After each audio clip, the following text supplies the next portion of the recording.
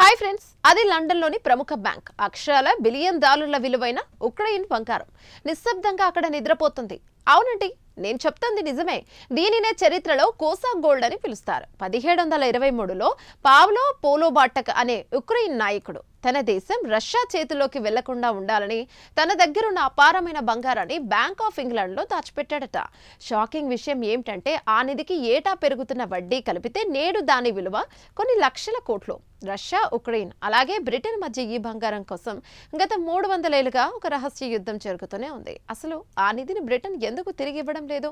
ఈ investigative future లో London walls లో దాగి ఉన్న ఆ కోసా గోల్డ్ రహస్యాలను ఛేదిద్దాం. ఫ్రెండ్స్, ఈ కథ 18వ శతాబ్దంలో మొదలైంది. ఉక్రెయిన్ అప్పట్లో రష్యా సామ్రాజ్యం కింద ఉండేది.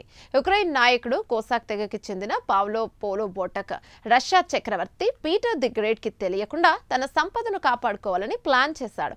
ఆయన తన ఇద్దరు కొడుకుల ద్వారా కొన్ని వందల కిలోల బంగారాన్ని బ్రిటిష్ ఈస్ట్ ఇండియా కంపెనీకి పంపి లండన్ బ్యాంక్ లో డిపాజిట్ చేశాడని చరిత్ర చెబుతుంది. ఆ ఒప్పందం ప్రకారం ఉక్రెయిన్ ఎప్పుడైతే స్వతంత్ర దేశం అవుతుందో అప్పుడే ఆ బంగారాన్ని తిరిగి ఇవ్వాలి. విచిత్రం ఏంటంటే రష్యా ప్రభుత్వం ఈ నిధి గురించి తెలుసుకొని ఇక పోలోబోటాక్ ను జైల్లో పెట్టి చంపేసింది. కానీ ఆ బంగారం ఆచూకీ మాత్రం దొరకలేదు. ఉక్రెయిన్ కు స్వతంత్రం వచ్చినప్పుడు ఈ నిధిని ఎందుకు ఇవ్వలేదు? 1991లో సోవియట్ యూనియన్ విచ్ఛిన్నమైనప్పుడు ఉక్రెయిన్ ఈ బంగారం కోసం బ్రిటన్ డిమాండ్ చేసింది. కానీ బ్రిటన్ ప్రభుత్వం మా దగ్గర అటువంటి రికార్డులు ఏవీ లేవని దాటవేసింది. ఒక అంచనా ప్రకారం ఆ 1723 నాటి బంగారానికి వడ్డీ కలిపితే నేడు ఉక్రెయిన్లోని ప్రతి పౌరుడికి కొన్ని కిలోల బంగారం ఇవ్వచ్చు. రష్యా కూడా ఆ బంగారం మాకు చెందుతుంది అని వాదిస్తోంది. ఈ కోసా గోల్డ్ కోసం లండన్లోని కోర్టులో దశాబ్దాలుగా కేసులు నడుస్తున్నాయి. ఇది కేవలం బంగారం మాత్రమే కాదు, ఉక్రెయిన్ల ఆత్మగౌరవంగా మారిపోయింది.